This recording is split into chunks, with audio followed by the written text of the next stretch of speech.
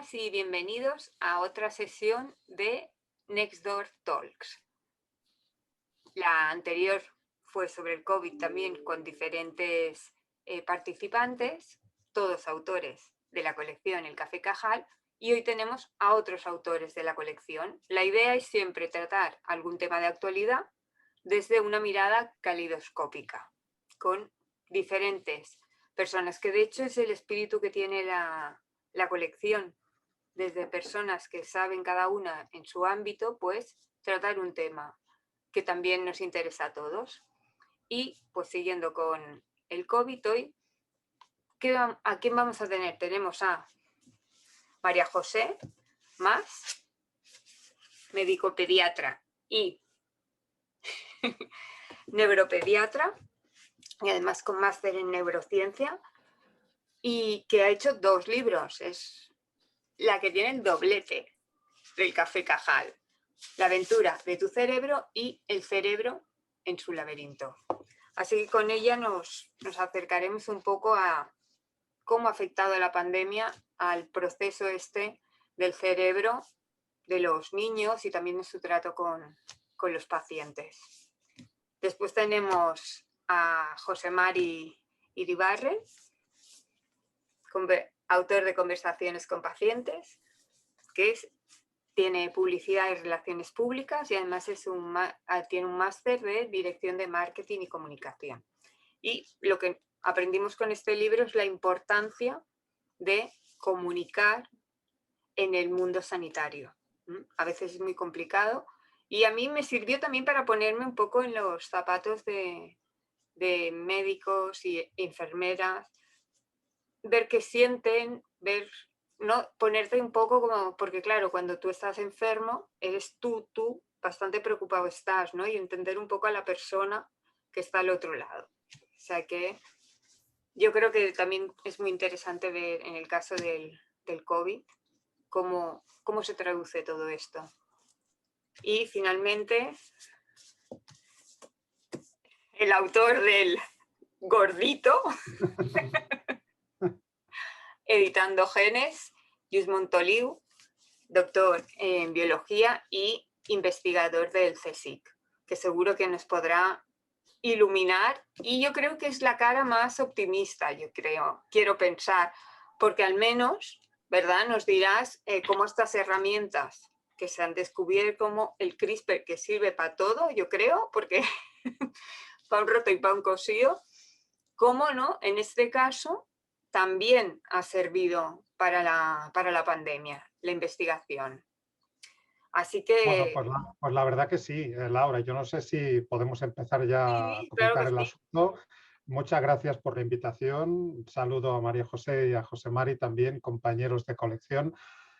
Pues lo que he intentado contar yo en el libro tiene que ver con la genética, ¿no? Y la genética, pues yo creo que ha entrado en los comedores de nuestras casas desde el febrero del año pasado, cuando empezamos a ver que no todo el mundo se infectaba por igual con este coronavirus, ¿no? Había algo que protegía a determinadas personas y que hacía que si tenían la mala suerte de ser infectados por este maldito virus, pues no lo pasaban tan mal. En cambio otros, incluso aparentemente sanos, deportistas, con buena alimentación, buena dieta, etcétera, pues acababan ingresados y desgraciadamente algunos pues fallecían, ¿no? Esto yo creo que nos pone sobre la mesa que todos somos distintos, ¿no? Yo siempre digo, todos somos mutantes, todos somos portadores de mutaciones. Algunas de estas mutaciones nos acarrean problemas, pero otras nos permiten, pues, defendernos de estas agresiones que no esperamos, ¿no? Y por supuesto, luego, si quieres, hablamos de las herramientas CRISPR, ¿no? Pero así como introducción, yo creo que la COVID, entre otras muchas cosas que nos ha traído, es la posibilidad de hablar de lo distintos que somos y de por qué reaccionamos todos de forma diferente ante esta infección.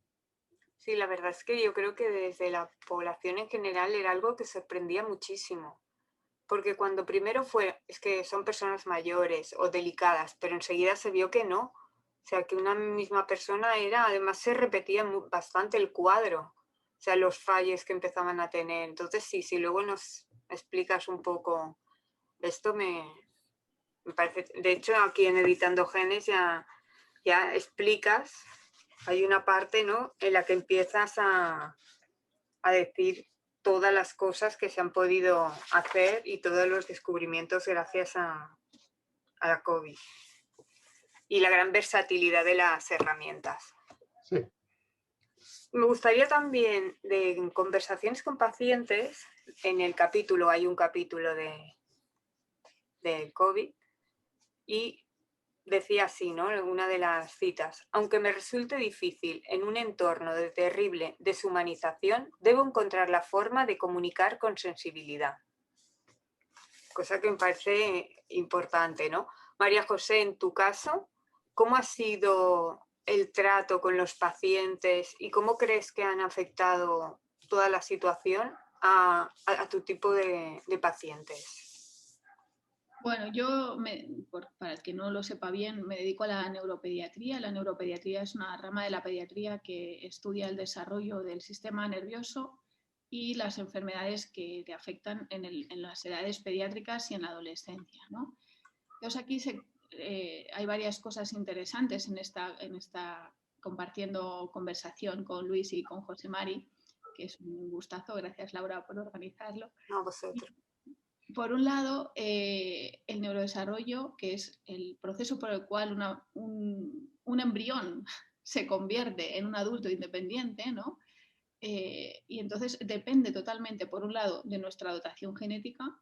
No tenemos alas ni tenemos cola durante nuestra vida adulta.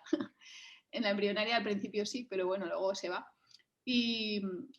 Y eso es porque nuestros genes determinan, como cualquier especie animal y vegetal, ¿no?, determinan cómo es nuestra estructura básica. Y el ambiente, el entorno que nos rodea, como muy bien ha explicado Luis antes, ha empezado a decir un poco, es el que obliga a esos genes que se expresen de una determinada manera, porque la expresividad de los genes en los humanos es muy variable y depende muchísimo de la exigencia que le hace el entorno.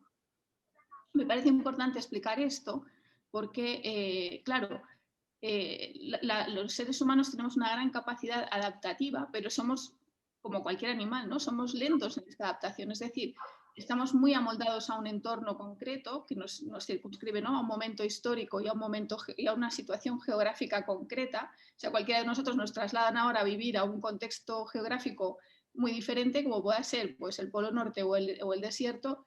No vamos a ser capaces de sobrevivir porque no sabemos qué tenemos que hacer. Y un poco el COVID nos ha hecho esto. De repente nos ha metido en la Antártida o nos ha metido en el desierto, ¿no?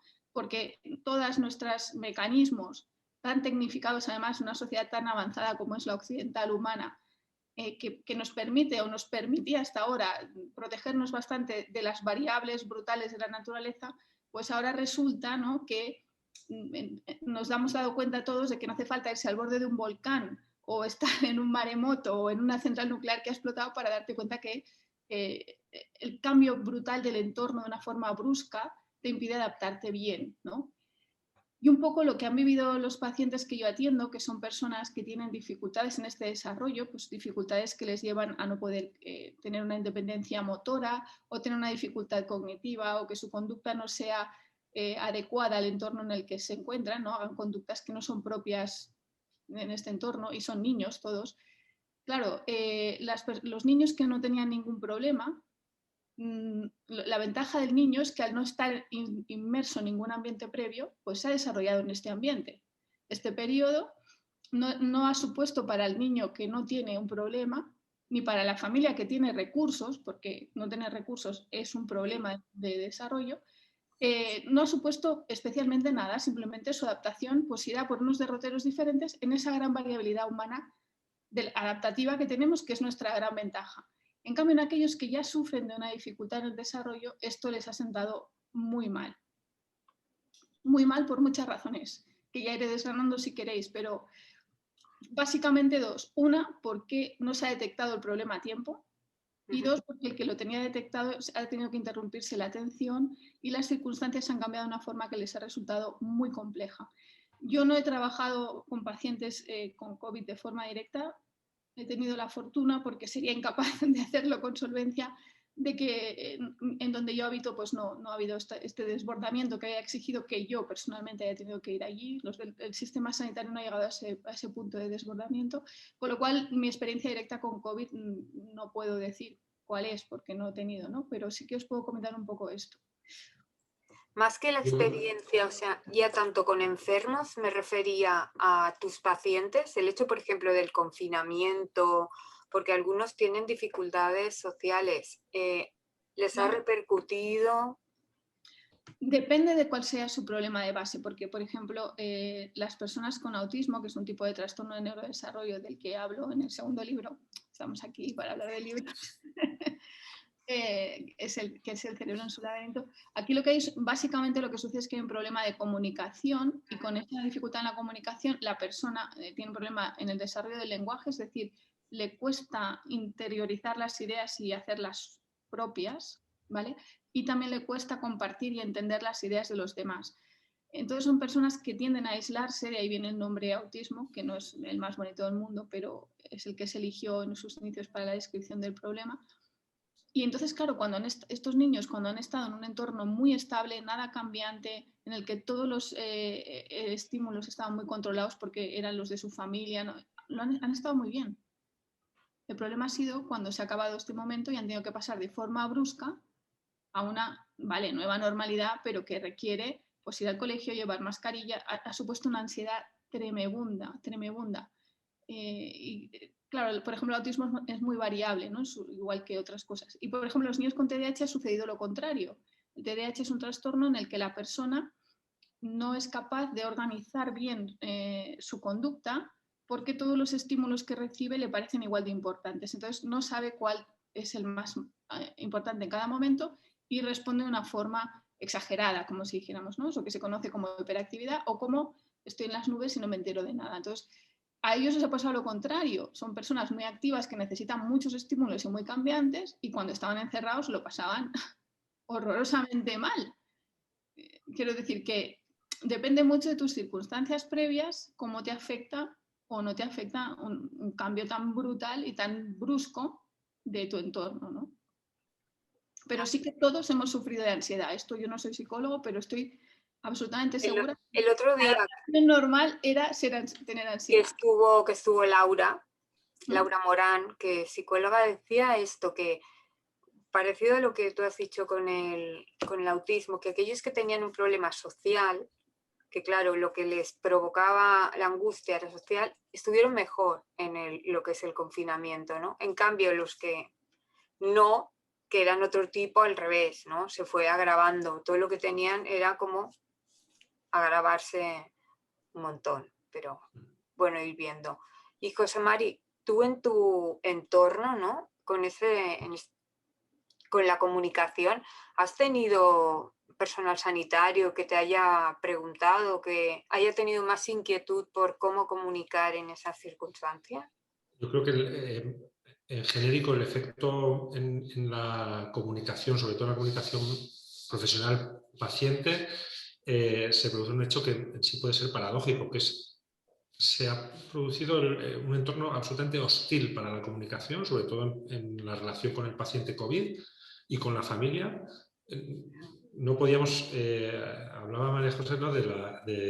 No nos han tenido que poner delante de un volcán, no nos han tenido que poner delante de un volcán. Ha venido un virus y ha cambiado el contexto de la comunicación, hasta llevarlo a límites dramáticos, ¿no? Como tener que despedirte, o enterrar a tu padre o a tu madre o a tu hermano sin haberte despedido de ellos, o ser el médico intensivista y tener que llamar y decir tu padre se va a morir y no puedes venir a verlo. Que eso es lo que pasaba al principio, ¿no? Entonces, el entorno no podía ser, esperemos que no encontremos un entorno más hostil en el futuro, ¿verdad? Pero a priori parece ser que no podía ser un entorno más hostil para la comunicación. Y eso ha generado, en la experiencia que yo he tenido en contacto con profesionales, un efecto de mayor inversión en la sensibilidad. Es algo paradójico, ¿verdad? Y en ese capítulo del que hablabas, ¿no? Yo también hablo de mi libro, como María José y como Luis, ¿verdad? Que hablo precisamente de cómo estar con un EPI casero, con 2 guantes de fregar y atados con una cinta de carrocera, unas gafas de esquiar y o sea, un entorno absolutamente horrible, como la gente ha redoblado su sensibilidad. El entorno más hostil ha redoblado su sensibilidad. Y eso, dentro de que, claro, no podemos pensar en consecuencias positivas porque sí de esta situación, porque francamente ha sido una situación negativa.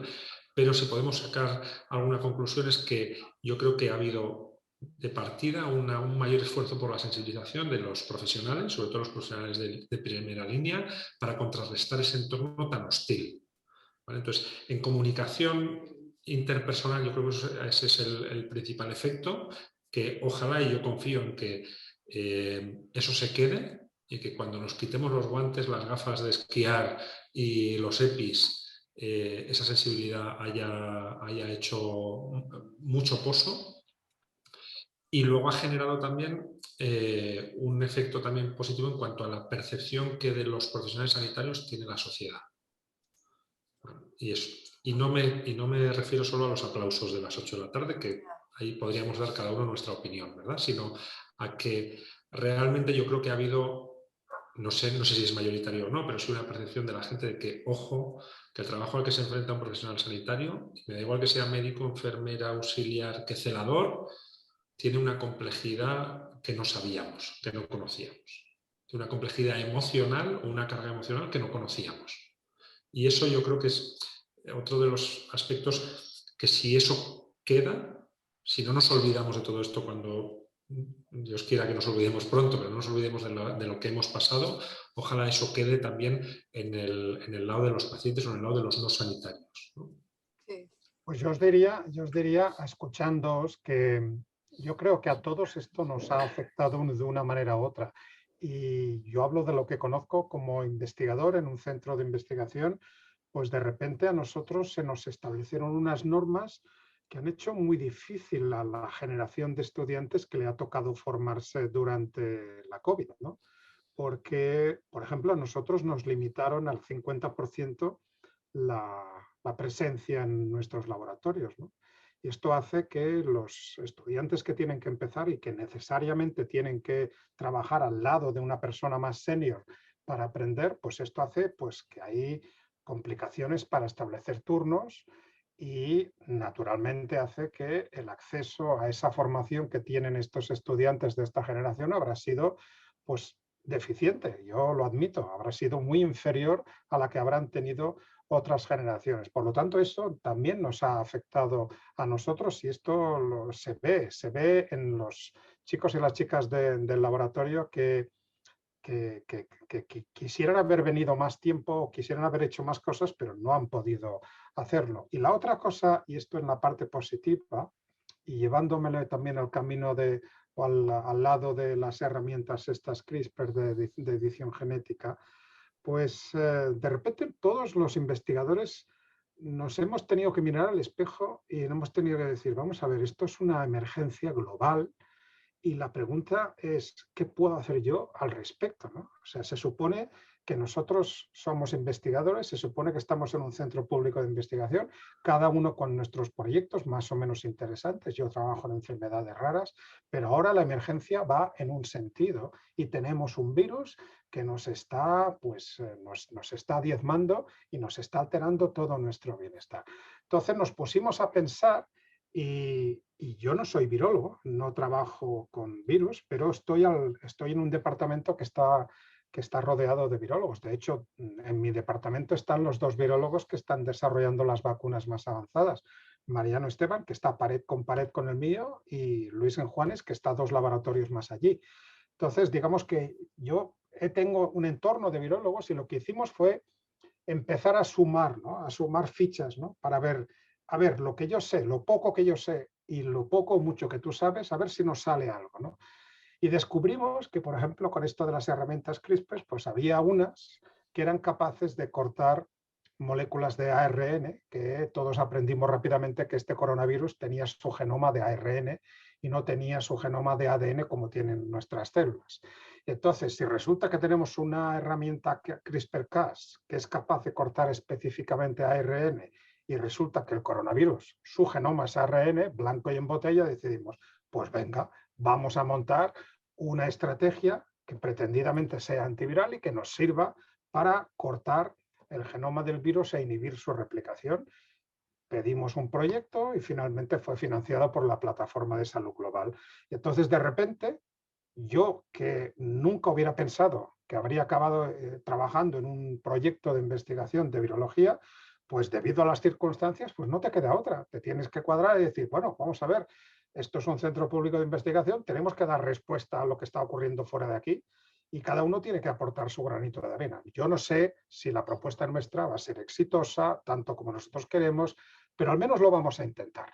Y eso es lo que hemos estado haciendo durante estos meses y esto es lo que... Y además, os voy a decir que los estudiantes involucrados en este proyecto se han sentido, han empatizado mucho con este proyecto, ¿no? Porque de repente estaban haciendo algo que tenía que ver con algo que estaba ocurriendo pues, en toda nuestra sociedad y que quien más, quien menos, pues tiene desgraciadamente un familiar o un amigo pues, afectado o fallecido por esta pandemia, ¿no? En fin, que nos ha cambiado a todos la vida, ¿no? Tanto a los pacientes de María José, como lo que comentaba José Mari, como en mi micromundo, que es en la cueva nosotros que estamos aquí en el laboratorio, pues también nos ha afectado. Sí, como médico también lo que comentaba José Mari es también muy interesante. Además, claro, yo aquí tengo un poco las dos vertientes, ¿no?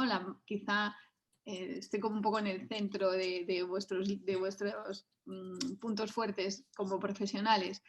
Por un lado,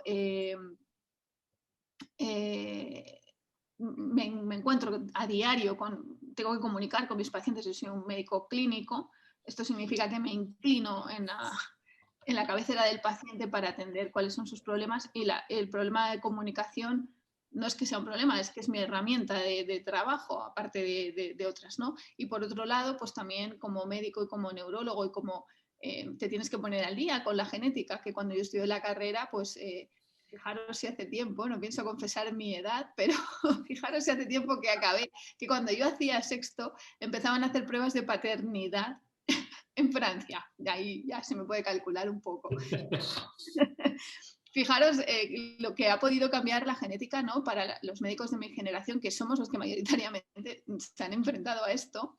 Todos los médicos se han enfrentado a esto, pero quizá por el momento, dijéramos, profesional en el que se encuentra mi generación, pues los que más guardias hacen, los que más es un poco el núcleo, ¿no? Y entonces, por un lado, se han tenido que poner al día. Yo en un inicio también lo hice con mucho pensando, me van a llamar, leyéndome todos los protocolos, ¿no? Protocolos clínicos de actuación sin entender cómo funcionaba el virus, porque inicialmente sí que se había secuenciado, creo que fue en febrero, Luis me dirá si me equivoco, febrero o marzo, ya estaba secuenciado muy pronto. En enero se Pero secuenció. fíjate, o sea En que enero. lo tengo aquí, pero claro, no entendíamos muchas cosas, no entendíamos su conducta, no entendíamos, pues por ejemplo, que se transmitía sobre todo en forma de aerosoles, lo sospechas porque es un virus respiratorio, pero había muchas cosas que no entendíamos, que no teníamos evidencia científica, entonces teníamos que luchar por un lado con ese desconocimiento técnico, que es lo que se le supone a un médico, y por otro lado, también manejarte con una comunicación, como dice José Mari, muy, muy difícil, que aunque yo no la he vivido con EPIs y con gafas, la he vivido con pantallas y con teléfonos, ¿no? Tener que comunicar con tus pacientes a través de una pantalla de un teléfono es algo que, bueno, a lo mejor habías hecho como una anécdota antes, pero ahora nos parece tan natural, pero costó un poco, ¿no? Y entonces, también creo que es una oportunidad y yo que siempre intento ser muy positiva, si quien me conoce lo sabe, incluso en las circunstancias más adversas intento buscar algo positivo. Creo que es una demostración más de lo capaces que somos de adaptarnos a cualquier cosa que nos echen. O sea, decíais antes, que no nos venga nada peor, porque seremos capaces de adaptarnos, ¿no? Pero lo que pasa es que esa adaptación lleva un sufrimiento muy grande y lleva un sufrimiento intelectual. Los médicos que han estado en primera línea, yo quiero aquí hablar de ellos, aunque yo no sea uno de ellos, yo de verdad que no he tenido este sufrimiento ni mucho menos, pero lo han pasado muy mal, porque no tenían ese senior que tú comentabas, Luis, del que aprender, porque no había nada, es un virus salvaje en el sentido de no domado, no conocido por los humanos, que no sabemos cómo actúa, no sabemos cuáles son sus mecanismos de provocar enfermedad, qué consecuencias tiene. A largo plazo aún no sabemos bien qué produce. Y eso desgasta mucho incluso al médico intensivista, que está muy acostumbrado a vivir situaciones dramáticas, porque hoy en día en el Occidente muchos pacientes, quizá mal hechos, ¿no? Acaban muriendo en la UCI en lugar de unidades de paliativos, unidades de paciente crónico, ¿no? El médico está muy acostumbrado a vivir con la muerte, forma parte de nuestra profesión, pero no está muy acostumbrado a vivir con este volumen y con esta intensidad y con este desbordamiento, ¿no? Digamos que tú asumes que es parte de tu profesión, hay pacientes que se van y otros que se quedan, pero cuando casi todos los que estás atendiendo se van y se van sin poder hacer nada y casi ni tener tiempo de aprenderte su nombre, esto marca mucho y ha generado y genera en mis compañeros grandes problemas emocionales, porque somos personas. Esto también a nivel de científico, también te diría, Laura, que yo creo que a nivel científico ha supuesto una cura de humildad, ¿no? Somos capaces de llevar a Marte un rover que ha lanzado un helicóptero que vuela por Marte desde aquí, incluso toma decisiones por sí solo, pero de repente un virus aparentemente inocuo, aparentemente porque todos sus primos hermanos eran bastante inocuos, de repente nos ha cambiado la vida a todo el mundo, ¿no? Hay que decir que desde el punto de vista biológico, este coronavirus SARS-CoV-2 es fascinante, ¿no? Porque ha conseguido la cuadratura del círculo. Muchas veces tenemos pavor a virus que son aparentemente mucho más mortales, pero precisamente en su altísima mortalidad llevan también su riesgo de desaparecer, porque terminan con las personas a las cuales infectan y se quedan sin personas sin infectar, las que resisten y las que fallecen, y de repente se extinguen por sí mismos. Esto es lo que le ocurre al virus del ébola, ¿no? El ébola es muchísimo más peligroso, pero de repente sus pandemias están acotadas geográficamente porque se extinguen. Este ha encontrado esa manera de replicarse. Lo que quiere un virus es replicarse, quiere hacer muchas copias de sí mismo, eso es lo que pretendidamente quiere, y además quiere extenderse lo máximo posible. Entonces ha encontrado la manera de infectar a los huéspedes que infectan, a los anfitriones que afecta, como somos nosotros, sin causar enfermedad. Y esto hace que las personas infectadas vayan dispersando alegremente el virus. O sea, el triunfo de este coronavirus son los asintomáticos, ¿no?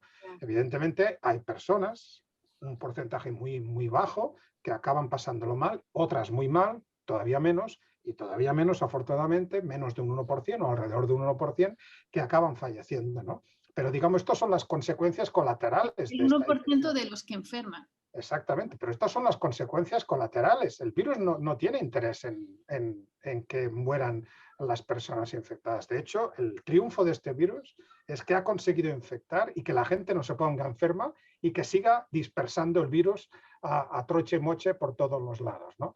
Entonces, biológicamente, entender esto, llegar a entender cómo ha conseguido molestar mínimamente nuestro sistema inmunitario para no conseguir, para que no se lo coma el sistema inmunitario, para que siga replicándose y tú te sientas más o menos bien, esto es un triunfo biológicamente. Fíjate que aquí, Luis, perdona que te interrumpa, bueno, que sigo con lo que estás diciendo, me parece súper interesante porque aquí el entorno del virus somos nosotros, entonces somos nosotros los que le obligamos a expresar unas u otras secuencias genéticas que le permitan sobrevivir.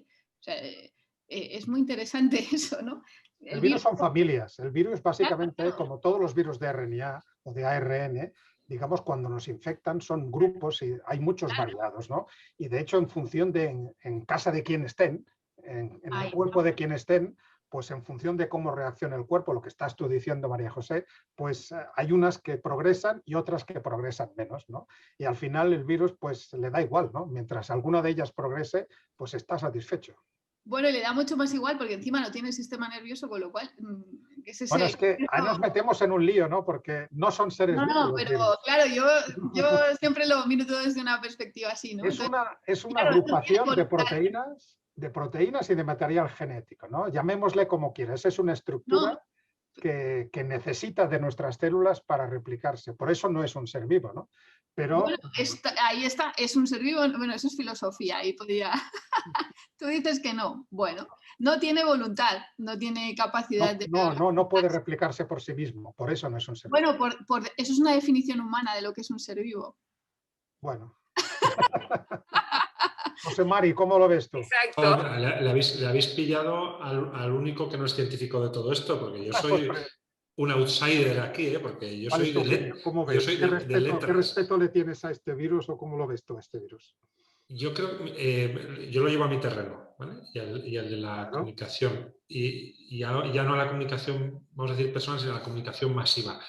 Y claro, esto nos ha puesto, de nuevo volvemos a reacciones muy contradictorias, muy extremistas, que hace que el propio desconocimiento del virus alimenta también la propagación negativa, vamos a hacer la metáfora, o la propagación positiva y negativa de su efecto. Y me refiero de su efecto en los estados de ánimo, de su efecto en los estados de opinión, que tienen mucha incidencia luego en el comportamiento del virus, ¿vale? O sea, es decir, el desconocimiento del inicio provocó el desconocimiento de todos, no solo vamos a decir, del ciudadano de a pie, sino de los propios científicos, ¿no? Tuvo unas consecuencias en su propagación. El desconocimiento también en determinadas situaciones puede hacernos pensar que algunas medidas pudieron estar mejor o peor tomadas, ¿no? Pero eso hace que se alimente también la teoría de la conspiración, el negacionismo y como no hay un conocimiento, como podemos tener, yo que sé, de la gripe, ¿no? El virus de la gripe, se alimenta tanto el que la gente intente informarse, intente encontrar buenas fuentes de información, como todo lo contrario. Es decir, reacciones muy paradójicas de un mismo efecto, ¿no? Entonces, que tiene que ver, yo siendo vamos a decir, un analfabeto funcional científico, tiene que ver con lo que decías tú, cómo es posible que un mismo virus a una persona le ataque hasta el punto de matarla, y a su hermano, ¿no? Le ataque y no le haga ni toser, ¿no? Entonces, esto mismo en mi campo, en el campo de la comunicación, está teniendo efectos también muy, muy, muy extremos. Y eso alimenta pues, situaciones como hablábamos antes fuera de la grabación, ¿verdad, Luis? De decir que una persona con 20 años hoy celebre como si fuese, si es futbolero, el campeonato del mundo, el hecho de que se quiten los toques de queda. En cambio, el virus sigue estando entre nosotros. Y la realidad del virus es exactamente la misma. Sí, pero fíjate que todo esto de los negacionistas y que esto que estabas entreviendo, ¿no? Que seguro que a Laura también le interesará, ¿no? Esta pseudociencia que se ha propagado, eso es casi una respuesta o una reacción natural a la gente que lo que quiere es respuestas, quieren que alguien les explique lo que está pasando. Y entonces, en este caldo de cultivo, falta que alguien de repente se arrogue y diga, no, yo tengo las respuestas, yo te lo voy a explicar, yo te voy a decir qué es lo que ha pasado, entonces ya ni se lo cuestionan, ¿no? Y entonces por eso, entre otras razones, por eso las teorías de la conspiración, de que esto ha tenido que ser a salir de un laboratorio o que aquí evidentemente con las vacunas lo que quieren es controlarnos y ese tipo de cosas, pues en definitiva, pues que son chorradas, que son tonterías evidentemente, pero que dan como respuestas a la gente que no tiene demasiado interés en destinarle demasiado tiempo a pensar o a recapacitar de esto, ¿no? Y por eso los que nos dedicamos mínimamente, ni que sea indirectamente a la comunicación, pues creo que tenemos una responsabilidad, ¿no? Y tenemos que en todo momento y también aprovechando esta conversación, pues explicar lo que sabemos, lo que no sabemos todavía y sobre todo tranquilizar a la gente, ¿no? Claro, y esto es un fenómeno que se da mucho en medicina, ¿no? Especialmente en mi campo, donde por desgracia la mayoría de problemas que yo atiendo no sabemos por qué se producen, ni sabemos por tanto cómo se curan, si es que se pueden curar y si es que son problemas. Hay hasta discusiones a ese punto, ¿no? ¿Son realmente enfermedades? ¿Son realmente no? Entonces, yo una de las cosas que me gustó muchísimo cuando leí tu libro, José Mari, es que a mí me hizo reflexionar, porque voy a confesar con arrogancia que lo leí pensando, voy a aprender yo aquí nada, si llevo 20 y pico años haciendo de médico, me comunico bien y esto, bueno, me lo voy a leer porque me gusta, pero tal. ¿no? O sea, lo confieso, como a lo mejor hay muchos lectores que no lo quieren leer o no les interesa porque piensan, "Buah, si yo me comunico fenomenal", ¿no?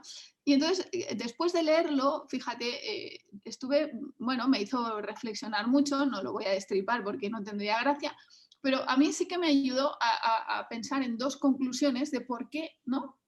El fenómeno este del negacionismo lo vemos en los médicos con las terapias falsas, las pseudoterapias, que vienen a ser lo mismo o muy parecido, ¿no? Y me hizo pensar en esto, y incluso he escrito algunos posts sobre este tema y seguramente me gustará seguir pensándolo. Me hace pensar que hay dos cosas que facilitan que las personas, el gran público, dijéramos, el público no versado en un tema, da igual, me podría tratar de algo de economía, por ejemplo, en mi caso, que no tengo ni idea, ¿no? Pues podría pasarme lo mismo. Hay dos cosas que tenemos que cuidar los profesionales. Una cosa es comunicar bien, estamos de acuerdo, ser sensible y ser muy claro, esto es así, porque sabemos esto, no transmitir al gran público, no porque lo ocultemos, sino porque no es necesario que vean la duda enorme que tenemos en muchas cosas, porque les genera más ansiedad y no es necesario. Nuestro trabajo es despejar esa duda, no trasladársela a los demás, ¿no? Eso sería una cosa. Sin que quiera decir esto que estemos ocultando nada, sino que vamos a esperar a tener más datos para ofrecer datos sólidos, ¿no? Y la otra cosa muy grave que ha pasado y sigue pasando es cuando uno se sale de su competencia. Es decir, cuando un profesional farmacéutico se pone, por decir algo, voy a poner el ejemplo al revés, cuando un profesional médico se pone a hablar de fármacos y de cosas de fármacos que no sabe, ¿no? Por el mero hecho de ser médico, yo soy especialista muy concreta en una cosa, ¿no? Entonces a mí muchas cosas de la medicina se me escapan y no las sé. Entonces, hay dos cosas que yo aprendí leyendo el libro, o que aprendí, o que me ayudaron a lo mejor a aflorar en mi experiencia, ¿no? Que son, una, como profesional, limítate a tu campo de conocimiento, y cuando te limites a ese campo de conocimiento, transmite muy bien lo que sabes, de una forma clara, sencilla y concisa. Y a mí esto, José Mari, gracias, porque... Gracias a ti, ya me has alegrado la tarde. Estupendo, No, qué bien, María José, qué bien lo has contado, ¿no? Porque esto yo, por ejemplo, en mi caso, he tenido muchas ocasiones de haber podido intervenir en temas que me han contactado porque, yo qué sé, porque les parecía que podía tener algo que decir, ¿no? Y bueno, pues algunos lo han entendido y otros no lo han entendido tanto, ¿no? De profesionales de la comunicación. Digo, oye, pero ¿por qué no quieres hablar de esto? Digo, es que yo, no es mi campo de trabajo y la información que te puedo dar es la información de una persona más o menos informada, pero no es una información profesional, que es la que tú necesitas.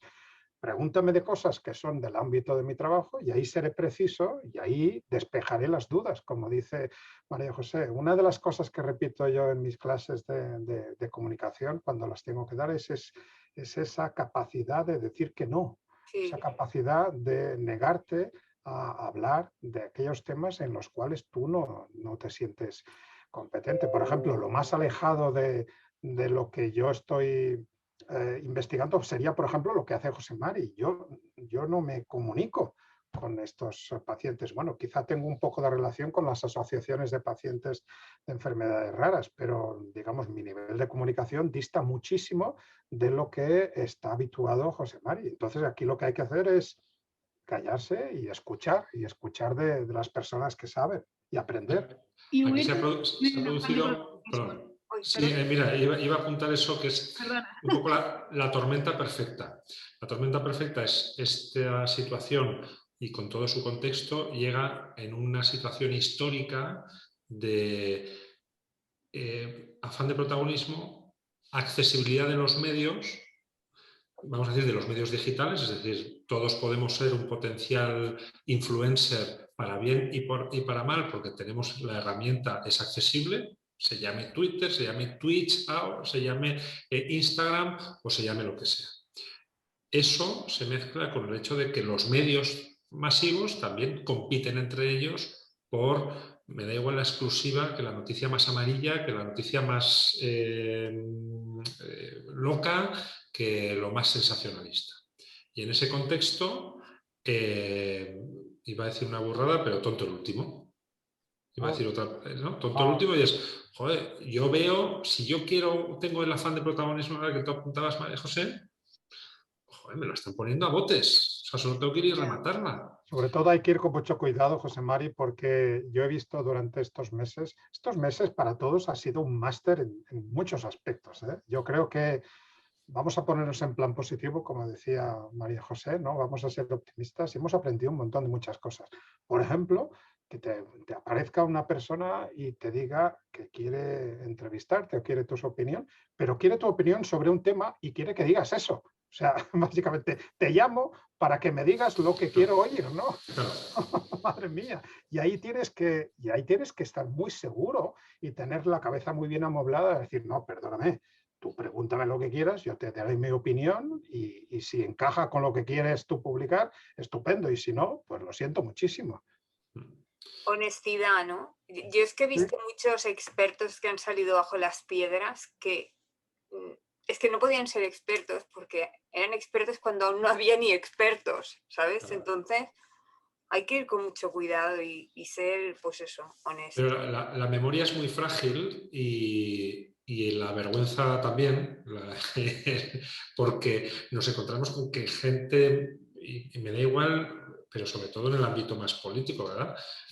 Lo que dijeran en febrero es lo contrario a lo que se dijo en marzo, y lo que se dijeron en marzo distinto a lo que decían 15 días después y 20 días después, pero el estado de opinión, primero, ante tal cantidad de información, se olvida rápido, ¿no? A mí me enseñaron en la universidad, hace ya unos años también, que no hay nada más muerto que el periódico de ayer. Pues imaginaros, en el entorno de las redes sociales, en el entorno de la comunicación digital, no hay nada más muerto que el tuit de hace 30 segundos, ¿no? Por tanto, eso, que puede ser, no es ni bueno ni malo, pero al que le da igual cambiar de opinión o al que le da igual o al que tiene menos escrúpulos, juega con esto, ¿vale? Entonces, juega con eso para decir, bueno, si al final lo que importa es estar. Lo que importa es estar en el, como decía aquella, en el candelabro, ¿verdad? Y que se hable de mí. Gatos. Eso es. Gatos. Ahí ya se ha revelado la edad del todo. Eso te iba a decir, me he posicionado muy claramente. Pero sí que es así, que al final dices, bueno, si yo quiero estar, si yo lo que quiero es estar y que me llamen, y me da igual hablar igual soy un médico de familia, me da igual el ejemplo, o un enfermero o una enfermera, y estoy hablando de edición genética, ¿no? Y esto puede estar pasando. Está pasando, de hecho. Añadiría otra cosa más, y es que distinguiría dos grupos de influencers, ¿no? Que están en la vida real, ¿eh? El influencer malicioso, que es aquel que busca, pues eso, confundir, hacerse un negocio que sabiendo que lo que hace es fraudulento. Y luego está el influencer veinteañero, que con el conocimiento que me da saber lo que es la adolescencia, ¿verdad? La adolescencia dura hasta los 25 años tranquilamente. Cuando uno ya acabó la carrera y se cree que sabe mucho porque ha leído muchos libros y no ha visto nunca a un paciente, hablo de médicos, ¿no? Y sin menospreciar a la juventud, al revés, pero que yo he sido poco consciente con 20 años de mis limitaciones cognitivas y de mis limitaciones de conocimiento teórico y de práctica, ¿no? Y te parece todo súper blanco o negro y muy fácil de decir. Entonces, y además, otra característica de la edad veinteañera es que haces grupos y sigues a un líder. Entonces, aquí también eso yo creo que ha sido la tormenta perfecta. Yo distinguiría un poco el influencer malicioso del influencer, bueno, que es pequeño, ¿no? Que es joven, que es... y luego también eso hace que la percepción que tenemos de los influencers no sea... A ver, influencers, no sé qué es eso, pero me refiero, la gente que te lee mucho en redes o la gente que lee mucho a determinadas personas en redes, también ha habido gente muy positiva que lo ha hecho muy bien. Y que siendo joven lo ha hecho muy bien porque se ha autoexigido mucho, ¿no? Y la otra cosa es que en el siglo XXI, por esa facilidad que decimos de que tenemos acceso a todo, no nos podemos dejar engañar así. Tendremos que aprender a usar esta herramienta que son las redes sociales para que no nos engañen de esta forma. Tendremos que buscar las formas de ver dónde está la información fiable, porque en el siglo XXI ya la excusa de es que yo pensaba que esto estaba bien ya no sirve. ¿no? Entonces, ¿Sabes dónde se puede ver más y donde creo que también se pone de manifiesto pues el grado de conocimiento que tiene cualquiera de estas personas a la hora de opinar de algo tan grave como la COVID? Es en la gestión de las metáforas, ¿no? Cuando alguien empieza a simplificar y a intentar usar términos comunes y ilustra con conceptos aparentemente sencillos, aquí tienes que ir con mucho cuidado, porque si lo que ilustras o lo que intentas describir no se ajusta a la realidad, rápidamente lo que vas a generar es, primero, vas a generar un engaño, una confusión, y luego te va a resultar muy difícil salir del jardín donde te has metido, ¿no? Por eso, cuando pedimos que los que saben más o menos de cada uno de los temas opinen de sus temas, y aquí tenemos tres perfiles muy distintos, y cada uno, pues yo creo que tenemos que escuchar a los demás. Cuando alguien se sale de su campo de acción, rápidamente, cuando intenta simplificar, es cuando comete ese error. Y ese error, pues si estás hablando de la calidad de los tomates o de si las naranjas este año son mejores que las de la temporada pasada, pues vale. Pero resulta que cuando estás hablando de un virus que se lleva por delante la vida de las personas, aquí realmente es cuando empezamos a tratar con temas que son ya mucho más serios, ¿no? Y pues yo por lanzar también un mensaje positivo y que no seamos también un poco los abuelos cebolleta que nos quejamos de las redes sociales, que somos usuarios, yo creo que los tres somos usuarios y creyentes. Absolutamente. También es verdad que con algo de sentido crítico uno es capaz de encontrar, ya no hablemos de influencers, sino líderes de opinión, gente con criterio y que ha aportado bastante sentido común en esta situación. Y que, ojo, se habrán equivocado, porque es que en esta crisis y con esta enfermedad, ¿quién no se ha equivocado? ¿No? Todos. Eso Pero está claro. la equivocación, por ejemplo, perdona, José Mari, que Sí. te interrumpa brevemente. La equivocación es parte de nuestro trabajo en la ciencia. Nosotros nos equivocamos, vivimos en la equivocación. De veces, la realidad es que acertamos muy poco, pero gracias a la equivocación es lo que nos permite avanzar. No, y por eso que sí que es verdad que también yo por lo menos sacando vamos a decir, consecuencias positivas es empezar a separar la paja del grano y ver quién verdaderamente tiene capacidad de influir, de liderar y de dar opiniones con sentido, medidas, mesurosas y que se salgan un poco de esa agenda quizá mediática que busca un poco más el espectáculo, ¿no? Y el espectáculo y el exabrupto a veces o el gran titular o no sé, cuando oímos en unos tantos días vamos a estar así, o en unos tantos días vamos a estar así, cuando no sabemos ni qué nos va a pasar mañana, ¿no? Claro. El manejo de la incertidumbre que es algo que el médico adquiere con la experiencia. Y supongo que cualquier persona, porque al final todos manejamos la incertidumbre, ¿no? Solo que el médico maneja constantemente la incertidumbre ajena, pero lo cual le añade un plus de responsabilidad ante lo que dices. Y por eso que cuando el profesional es sanitario, se nota enseguida si tiene experiencia o no cuando opina, porque lo hace con mesura, con prudencia, nunca es categórico, y cuando es categórico es porque a lo mejor está luchando contra un negacionista o contra algo que realmente hay que ponerse categórico, ¿no? Yo quiero pensar que en estos libros de la colección Cajal, del Café Cajal, de Nextdoor, pues cada uno de nosotros le hemos aportado pues un poquito de lo que sabíamos, ¿no? O bien de lo que hemos aprendido conversando con pacientes o cómo se desarrolla en nuestro cerebro en las diferentes fases de la vida, un poquito de genética. Yo creo que quiero pensar, o me gustaría pensar que nuestros lectores pues han estado un poquito mejor preparados para afrontar todo este torrente de información que les ha venido con la COVID, ¿no? Me gustaría pensar así. No sé si Laura tienes al respecto. Esta es un poco la idea, ¿no? Porque claro, a uno le gusta divulgar, a mí me gusta divulgar, pero qué mejor manera, desde mi punto de vista, divulgar, de coger a los científicos, comunicadores que más me gusta como lo hacen, porque sí que se puede medir lo bien o lo mal que uno divulga. Cuando dicen, uy, ¿esto cómo se sabe? Sí. Cómo comunican y poder aportarlo a la gente en forma de libros, de manera reposada, temas que son muy importantes. A mí la verdad es que muchos lectores por un libro o por otro, y dice, no, gracias, porque no sabía esto, no sabía lo otro. Y a mí me va estupendo para las conversaciones, ahora no, porque no se puede uno reunir, pero antes, oye, listísima, ¿eh? Esto con el libro. No, la verdad es que por eso quería hacer estas conversaciones, porque me parece muy interesante todo lo que habéis dicho desde eso, las diferentes perspectivas, ¿no? Y cómo se comunican. Y creo que estoy segura que ha servido esta conversación igual que han servido los libros.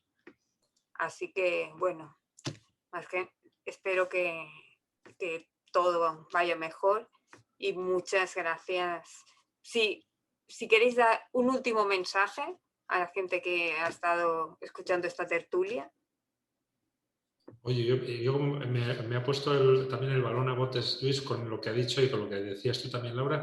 Creo que hemos hablado, porque es así, de una situación que ha sido atropellada en sí misma, ¿no? y de cambios, el manejo de la incertidumbre, de cambios diarios, y que más que nunca quizá es necesario la lectura, el reposo y el análisis un poquito más frío dentro de lo que se puede, ¿verdad?, en esta situación, para encontrar el análisis crítico y encontrar respuestas. Hablábamos al principio de encontrar respuestas y que no tenemos muchas respuestas. Pues quizá colecciones como el Café Cajal y iniciativas como el de Nextdoor es lo que necesitamos ahora. No nos podemos parar siempre, pero pararnos un rato y analizar las cosas con un poquito más de frialdad, quizá eso, yo que no soy investigador, pero quizás es la base de la investigación, ¿no? Y es la base del crecimiento y del progreso, que es, oye, nos paramos, leemos un poco, aprendemos y nos vamos formando una opinión que se va conformando, una opinión, nuestra visión de la realidad que se va conformando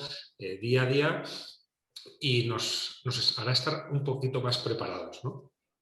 Voy a dejar a María José la última palabra. Voy a yo decir un comentario. Yo creo que esta colección, el Café Cajal, una de las cosas que ilustra mejor y a la cual nos ha venido estupendamente con esta pandemia COVID-19 ha sido la multidisciplinariedad.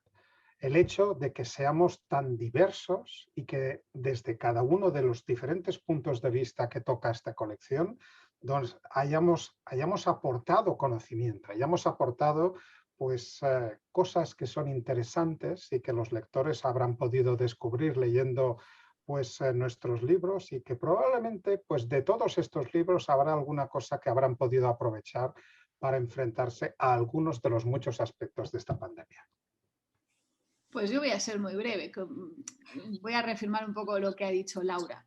Si eres buen lector, serás buen conversador, y eso siempre te va a proporcionar mejores relaciones humanas, mejores satisfacciones personales. Y bueno, fíjate, yo cuando era adolescente quería ser escritora, esto nunca lo había dicho, pero entonces es maravilloso que ya me haya dejado Nextdoor, ¿no? Y encima compartir colección con gente tan buena conversadora como Luis y como José Mari y como Laura. Estoy encantada. No puedo decir nada más, así que hacer el favor de leer libros. Si son de Nextdoor mejor, pero si no, tengan una cierta calidad. Y claro que sí, a leer todos. Para que estén conversaciones, libros que permitan tener buena conversación. Claro que sí, muchas gracias a los tres. La verdad es que el orgullo es tener a los autores que tenemos, sinceramente. Y nosotros de tenerte como editora. Y tanto que sí, y tanto que sí. Un lujo, la mejor. Pues nada, un abrazo a los tres y a todas las personas que nos habéis seguido.